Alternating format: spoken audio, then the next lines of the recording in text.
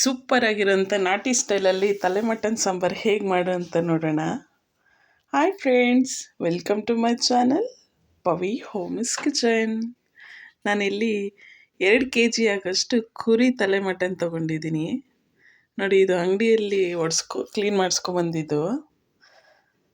ಅವ್ರು ಅಷ್ಟಾಗಿ ಕ್ಲೀನಾಗಿ ನೀಟ್ ಮಾಡಿಕೊಡಲ್ಲ. ನೀವು ಒಂದು ಸಲ ಮನೆಯಲ್ಲಿ ಕ್ಲೀನಾಗಿ ಚೆಕ್ ಮಾಡ್ಕೊಳ್ಳಿ. ಈ ಥರ ಕೂದಲು ಮತ್ತು ಸುಟ್ಟಿರೋದೆಲ್ಲ ಕಪ್ಪು ಹಂಗೆ ಇರುತ್ತೆ. ಈಗ ಇದನ್ನು 2-3 ಸಲ ಚೆನ್ನಾಗಿ ತೊಳ್ಕೊಳ್ಳೋಣ. ನೋಡಿ, ಈ ಥರ ಹುಳ ಇರುತ್ತೆ ತಲೆಯಲ್ಲಿ. ಆದಷ್ಟು ನೀಟಾಗಿ ಚೆಕ್ ಮಾಡಿ ನೋಡಿ ಕ್ಲೀನ್ ಮಾಡ್ಕೊಳ್ಳಿ. ಈಗ ಈ ಮಟನ್ಗೆ ಬೇಕಾಗಿರೋಂಥ ಮಸಾಲೆ ರೆಡಿ ಮಾಡ್ಕೊಳ್ಳೋಣ. ಸಾಂಬಾರಿಗೆ ಬೇಕಾಗಿರೋಂಥ ಮಸಾಲೆ ನಾನಿಲ್ಲೊಂದು 8 ಲವಂಗ, ಹಾಗೆ 1 ಏಲಕ್ಕಿ, 1 ಸ್ಪೂನ್ ಆಗೋಷ್ಟು ಗಸಗಸೆ, ಒಂದು ಅರ್ಧ ಸ್ಪೂನ್ ಆಗೋಷ್ಟು ಕಡಲೆಪಪ್ಪು ತಗೊಂಡಿದ್ದೀನಿ. ಹಾಗೆ ಒಂದು 2 ಇಂಚ್ ಆಗೋಷ್ಟು ಚಕ್ಕೆ ತಗೊಂಡಿದ್ದೀನಿ.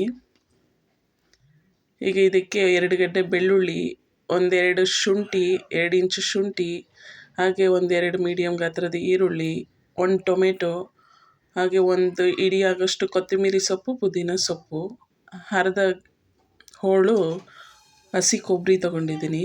ಈಗ ಇದನ್ನು ಡ್ರೈ ರೋಸ್ಟ್ ಮಾಡಿ ಸೈಡ್ಗೆ ಹಾಕ್ಕೊತಿದ್ದೀನಿ. ಈಗ ಅದೇ ಕುಕ್ಕರ್ಗಿಟ್ಟು 1 ಸ್ಪೂನ್ ಆಗೋಷ್ಟು ಆಯಿಲ್ ಹಾಕ್ಕೊಂಡು ಈರುಳ್ಳಿ, ಬೆಳ್ಳುಳ್ಳಿ, ಶುಂಠಿ ಹಾಗೆ ಟೊಮೆಟೊ ಹಾಕಿ ಸ್ವಲ್ಪ ಸಾಫ್ಟ್ ಆಗೋ ತನಕ ಫ್ರೈ ಮಾಡ್ಕೊಂಡು, ತುಂಬ ಏನು ಫ್ರೈ ಆಗೋದು ಬೇಡ, ಇದು ಲೈಟಾಗಿ ಫ್ರೈ ಮಾಡ್ಕೊಂಡು ಹಸಿ ವಾಸನೆ ಹೋದರೆ ಸಾಕು. ಈ ತಲೆ ಮಟನ್ ಸಾಂಬಾರು ಹಾಲು ಕೊಡೋ ತಾಯಂದ್ರಿಗೆ ತುಂಬ ಹೆಲ್ಪ್ ಆಗುತ್ತೆ. ಹಾಲು ಜಾಸ್ತಿ ಮಾಡುತ್ತೆ, ಹಾಗೆ ಹೆಲ್ತ್ಗೂ ಒಳ್ಳೆಯದು ಅಂತ ಹೇಳ್ತಾರೆ.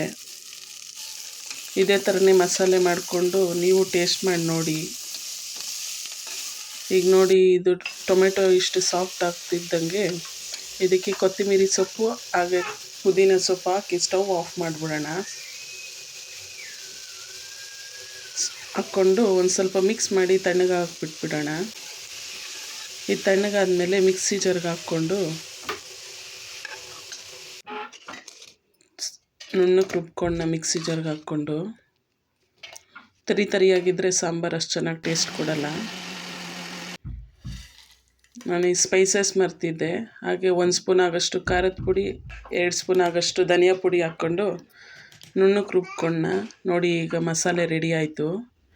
ಈಗ ಅದೇ ಕುಕ್ಕರ್ ಇಟ್ಕೊಂಡು 3-4 ಟೇಬಲ್ ಸ್ಪೂನ್ ಆಗೋಷ್ಟು ಆಯಿಲ್ ಹಾಕ್ಕೊತಿದ್ದೀನಿ. ಯಾಕಂದರೆ ತಲೆ ಮಟನ್ನಲ್ಲಿ ಫ್ಯಾಟಿನ ಅಂಶ ಇರೋಲ್ವಲ್ಲ, ಹಂಗಾಗಿ ಆಯಿಲ್ ಜಾಸ್ತಿ ಹಾಕ್ಕೊಳ್ಳಿ. ಅದಕ್ಕೆ ಒಂದು ಸ್ವಲ್ಪ ಈರುಳ್ಳಿ ಹಾಕ್ಕೊತಿದ್ದೀನಿ. ಈಗ ಕ್ಲೀನ್ ಮಾಡಿರ್ತಕ್ಕಂಥ ತಲೆ ಮಟನ್ ತೊಗೊಂಡಿದ್ದೀನಿ.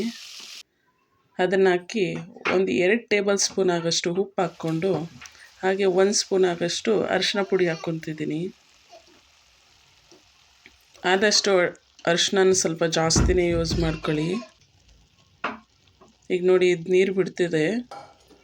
ಹಾಗೆ ಒಂದು ಸ್ವಲ್ಪ ನೀರು ಡ್ರೈ ಆಗೋ ತನಕ ಒಂದು 10 ನಿಮಿಷ ಕುಕ್ ಆಗಲಿ. ಈಗ ರೆಡಿಯಾಗಿರ್ತಕ್ಕಂಥ ಮಸಾಲೆನೂ ಅದ್ರಕ್ಕೆ ಹಾಕ್ತಿದ್ದೀನಿ. ಹಾಕಿ ಒಂದು 5 ನಿಮಿಷ ಕುಕ್ ಆಗಬೇಕು ಮಸಾಲೆಯಲ್ಲೇ. ಮಟನ್ಗೆ ಮಸಾಲೆ ಚೆನ್ನಾಗಿಡಿದ್ರೆ ಟೇಸ್ಟ್ ಚೆನ್ನಾಗಿರುತ್ತೆ. ಇದೇ ಥರನೇ ನೀವು ನಿಮ್ಮ ಮನೇಲಿ ಮಾಡಿ ನೋಡಿ, ಟೇಸ್ಟ್ ಹೇಗೆ ಬಂತೆ ಅಂತ ಕಮೆಂಟ್ ಮಾಡಿ. ಹಾಗೆ ನಮ್ಮ ಚಾನಲ್ನ ಸಬ್ಸ್ಕ್ರೈಬ್ ಮಾಡ್ಕೊಳ್ಳಿ. ನೋಡಿ, ಚೆನ್ನಾಗಿ ಕುಕ್ ಆಗಿದೆ. ಹಾಗೆ ಇದರದ್ದು ಕುರಿ ಕಾಲಿನ ಸಾಂಬಾರು ಕೂಡ ಮಾಡಿದ್ದೀನಿ, ಲಿಂಕ್ ಕೊಟ್ಟಿರ್ತೀನಿ, ಬೇಕಿದ್ದರೆ ಚೆಕ್ ಮಾಡ್ಕೊಳ್ಳಿ. ಈಗ ನೋಡಿ, ಇಷ್ಟಾಗೋಷ್ಟರೊಳಗಡೆ ನೀರು ಎಷ್ಟು ಬೇಕು ಕನ್ಸಿಸ್ಟೆನ್ಸಿ ನೋಡ್ಕೊಂಡು ನೀರು ಹಾಕ್ಕೊಂಡ.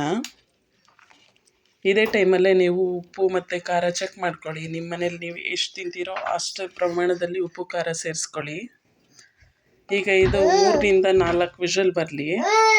ಈಗ ಒಂದು 3-4 ವಿಷಲ್ ಬರಲಿ. ಇದು ತುಂಬ ಬಲ್ತಿರೋ ಮಟನ್ ಆದರೆ ಒಂದು 5-6 ವಿಷಲ್ ಹಾಕ್ಸ್ಕೊಳ್ಳಿ. ನೀಟಾಗಿ ಬೇಯಬೇಕು, ಮೂಳೆಯಿಂದ ಹಂಗೆ ಮಟನ್ ಬಿಚ್ಕೊಬೇಕು, ಆ ಥರ ಬೇಯಬೇಕು. ಈಗ ನೋಡಿ, ಇದು ಸಾಂಬಾರು ರೆಡಿಯಾಗಿದೆ. ನೀವು ಇದೇ ಥರ ನಿಮ್ಮ ಮನೆಯಲ್ಲಿ ಮಾಡ್ತೀನಿ ನೋಡಿ, ಟೇಸ್ಟ್ ಹೇಗಿದೆ ಅಂತ ಕಮೆಂಟ್ ಮಾಡಿ. Thank you.